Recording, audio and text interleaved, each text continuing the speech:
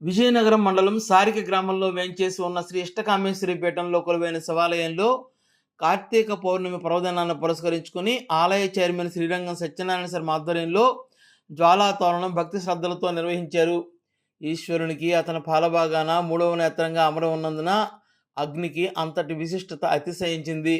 అంతేకాదు, చైతన్యానికి ప్రతీక అయిన దీపం రూపంలో అగ్నిని శివాలయాలలో శివప్రీత్యర్థం వెలిగించటం ఆ పరంజ్యోతి స్వరూపునికి మరింత ప్రీతికరం.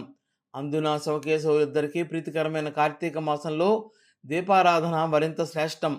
కార్తీక పౌర్ణమి నాడు దీపారాధనతో పాటు జ్వాలా తోరణాన్ని శివాలయాలలో వెలిగించడం సకల పాపహరణం, సర్వదోష నివారణమని కార్తీక పురాణం చెబుతోంది. కార్తీక మాసంలో ఏ రోజు సాయంకాలం, రాత్రి వేళల్లో పౌర్ణమి గడియలు ఉంటాయో ఆనాటి సాయం సమయంలో ఈ జ్వాలా తోరణ మహోత్సవం శివాలయాలలో జరుగుతుంది. జ్వాలా తోరణం అనే పదం పురాణ ప్రసిద్ధమైనది. పూర్వం కృతయుగంలో అమృతం కోసం దేవదానవులు కలిసి క్షీరసాగరాన్ని మదించారు. అందుకు భూమి మధ్యలో ఉన్న మందర పర్వతాన్ని కవ్వంగాను, వాసుకి సర్పాన్ని తాడుగాను చేసుకున్నారు. పర్వతాన్ని సముద్రంలోకి దించగానే అది పట్టు తప్పి పడిపోవడంతో శ్రీ మహావిష్ణువు కూర్మావతారం ధరించి సాగరం అడుగుకు వెళ్ళి తన వీపుపై పర్వతాన్ని ఎత్తగా దేవతలు, రాక్షసులు క్షీరసాగరాన్ని మదించడం ప్రారంభించారు.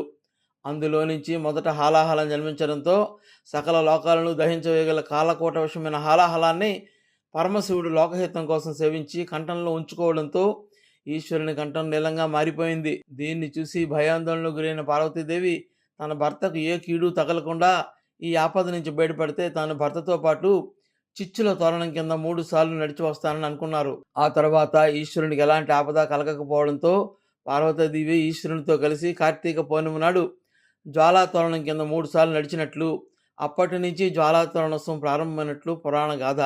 అందుకే ప్రతి సంవత్సరం కార్తీక శుద్ధ పౌర్ణమి నాడు రాత్రి శివాలయాలలో ఎండుగడ్డితో చేసిన తోరణాన్ని 2 కర్రస్తంభాల మధ్య కట్టి దానికి అగ్నిని వధించి ఆ తోరణం జ్వాలగా వెలుగుతుంటే ఆ జ్వాల కింద నుంచి శివపార్వతుల పల్లకి 3 సార్లు మోసుకొని వెళ్తారు. అంతేకాదు, ఇహమనందు మనం చేసిన పాపాల చేత భైరవుని యొక్క దర్శనం అవుతుందని అంటారు.